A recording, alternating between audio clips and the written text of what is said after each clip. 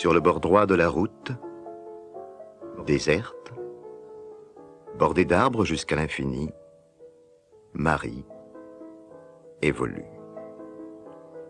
Il fait doux. C'est le début du printemps que confirment les feuilles et les bourgeons. Les oiseaux chantent délicatement la joie de vivre. Marie chante, elle aussi. Elle est belle, blonde, gracieuse. Elle a l'apparence d'une éphémère, elle sourit, elle est heureuse.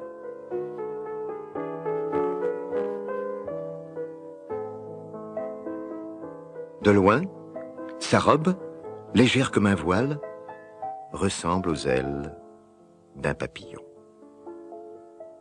Marie cueille çà et là quelques fleurs et continue sa promenade sur la route droite, déserte, calme. Calme, si calme, si sereine.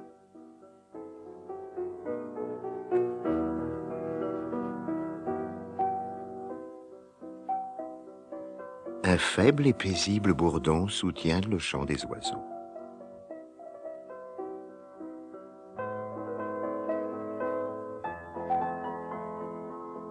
C'est en fait le bourdon d'une moto au loin qui avale tranquillement les mètres de macadam. Douceur de l'air, douceur du rythme, douceur de Marie également, toujours seule sur la route, déserte, droite, bordée d'arbres.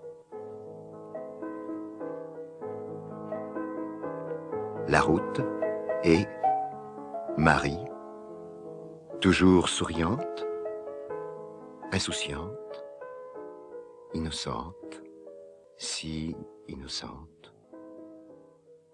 Marie et la route.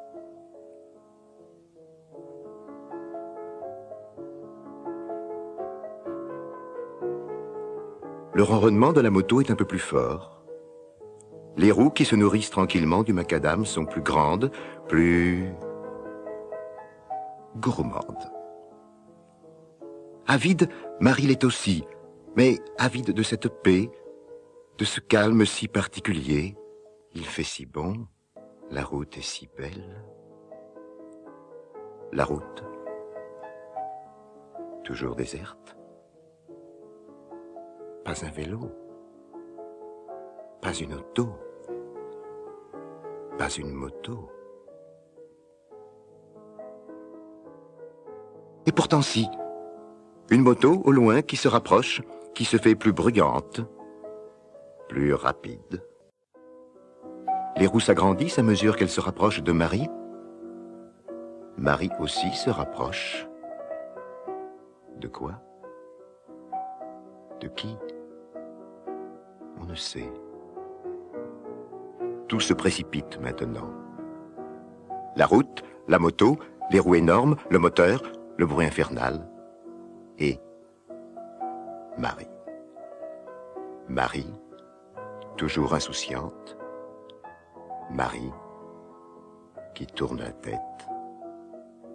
Marie, paisible, et la moto, elle, plus bruyante, menaçante. La moto et Marie, au visage qui se fige. La moto rugit, se dresse, rue, renverse Marie, reprend possession de son équilibre et s'enfuit. Le bruit du moteur s'éloigne. On n'entend bientôt plus qu'un faible bourdonnement, comme celui d'une mouche dans une cuisine de campagne. Un paisible bourdon, comme si rien ne s'était passé. Et puis plus rien. Rien d'autre que le silence. Le calme sur la route déserte. Marie sur la route, qui ne bouge pas, ne tremble pas, ne pleure pas. Marie sur la route, sans vie.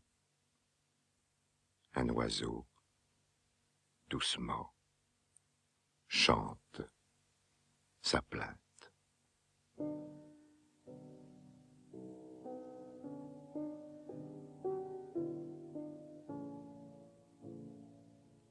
Il pleut sur cette route d'hiver, déserte, bordée d'arbres jusqu'à l'infini, calme, silencieuse. Un bourdon dans le lointain se rapproche. C'est une moto qui avale paisiblement les mètres de macadam. Marie évolue sur la route. Elle est toujours aussi belle, toujours aussi légèrement vêtue. Les traits de son visage sont toujours aussi fins, mais son regard, doux et pénétrant, est un peu triste.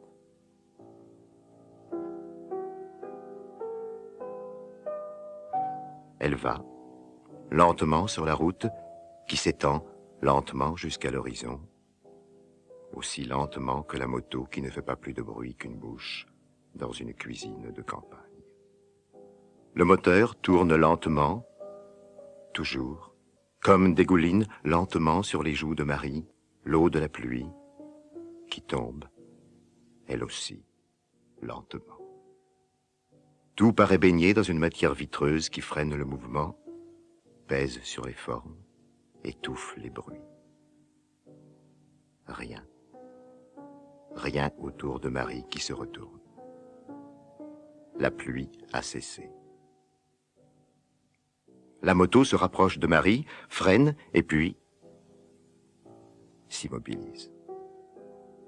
Jean aborde Marie qui le regarde sans étonnement, comme si elle le connaissait depuis toujours, comme si c'était lui qu'elle devait rencontrer à cette minute même. Bonsoir. Bonsoir. Tu as des ennuis? Non. Tu es perdu? Non, pourquoi? Que fais-tu sur la route? J'attends. Tu attends depuis longtemps? Je ne sais pas. Il est tard, tu sais. Quelle heure est-il? 18h30. Ah, Comment t'appelles-tu? Marie. Et toi? Jean. Jean. Jean. Qu'est-ce que tu attends? Maintenant, je n'attends plus. Marie, Oui, tu permets que je t'accompagne? bien sûr, Jean. Tu n'as pas froid? Non, pourquoi? Tu es trempée. Ah oui, trempée. Tu n'es pas très couverte, tu sais. Tu vas tomber malade. Malade? Malade. Quelle joie secrète la remue. Quelle promesse incroyable. Quel événement merveilleux. Quel bonheur incommensurable ce mot porte-t-il en lui pour qu'elle le distille à ce point, en riant presque comme un souvenir heureux. Jean lui pose son imperméable sur les épaules. Merci. Et toi, que fais-tu sur la route? Je rentre chez moi. Tu habites le village? Non, mes parents y habitent depuis 2 ans. Moi, j'étais parti à l'aventure. Il y a 1 an et demi, je devais leur rendre visite, mais j'étais retardé. Maintenant, je rentre. Moi aussi, je suis partie à l'aventure. Tu habites loin d'ici? Dans le village. Tu es parti depuis longtemps?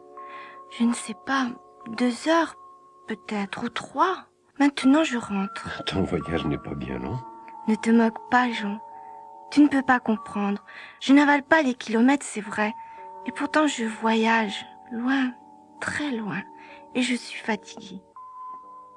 C'est la première fois que tu fais ce voyage? Je le fais tous les jours. Et tu ne vas jamais plus loin? Aujourd'hui, je suis allée plus loin que les autres fois. Il est tard et je dois rentrer, mais je ne regrette pas. Tu cherches quelque chose dans tes voyages? Oui, et je crois avoir trouvé Qu'est-ce que c'est? une image. Je peux la voir? Pas ce soir. Elle vient juste de se former. C'est fragile, tu sais, une image. Il faut lui laisser le temps de sécher. Elle est à peine entrée en moi. Il ne faut pas la froisser. Il faut lui permettre de s'imprimer sur mon cœur. Laisse-moi la protéger encore, tu veux? Et puis j'aimerais en profiter un peu toute seule. Mais je pourrais la voir. Peut-être que ce n'est pas nécessaire. Peut-être que tu la connais déjà. Que représente ton image? Une fleur? Un oiseau? Beaucoup de couleurs, de jolies formes? Non, pas de couleur, pas de forme. Pas du moins comme tu te l'imagines. Mon image ne se regarde pas avec les yeux. On ne verrait qu'une empreinte. Mon image s'écoute avec... Je te quitte ici. J'habite la première maison sur la gauche. Je t'accompagne. S'il te plaît, Jean, laisse-moi rentrer seule. Non. Garde l'impair. Je viendrai le rechercher demain. Au revoir, Marie. Merci, Jean. Marie. Je voudrais savoir... À demain, Jean. Mais... explique-moi. Demain. Demain, tu comprendras. Marie prend la route de gauche. Jean enfourche sa moto et s'en va sur la route de droite, sans s'apercevoir de la brume qui se lève et qui enveloppe Marie, dont la silhouette s'efface peu à peu dans le soir.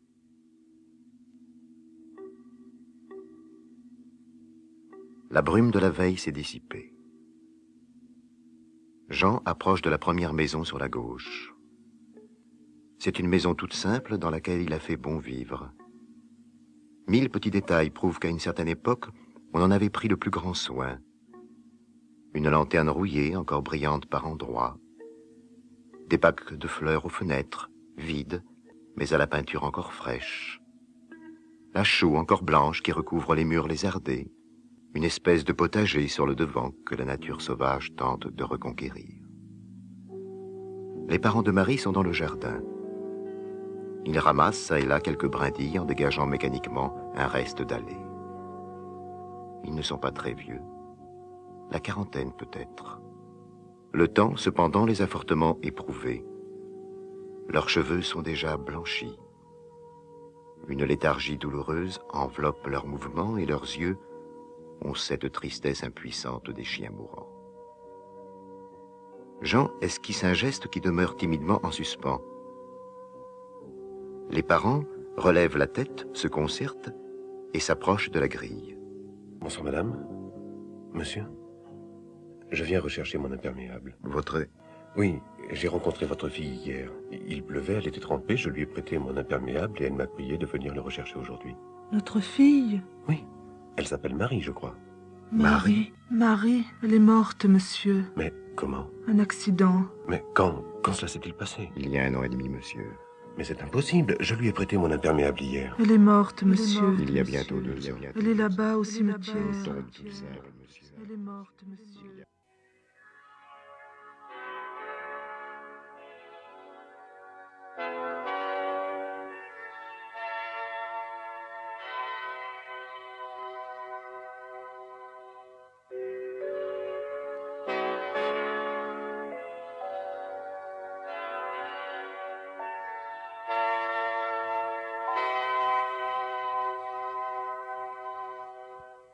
C'est un petit cimetière, gris comme cette journée d'hiver. Les ifs se plaignent du froid. Ils frémissent. Jean reconnaît une petite tombe qu'il n'a pourtant jamais vue. Une tombe toute simple avec le nom de Marie et la date de sa mort. Il ramasse sans se rendre très bien compte son imperméable encore trempé de la veille, tandis que résonne dans sa mémoire le vers d'Arthur Rimbaud échappé du bateau ivre. Et j'ai vu quelquefois ce que l'homme a cru voir.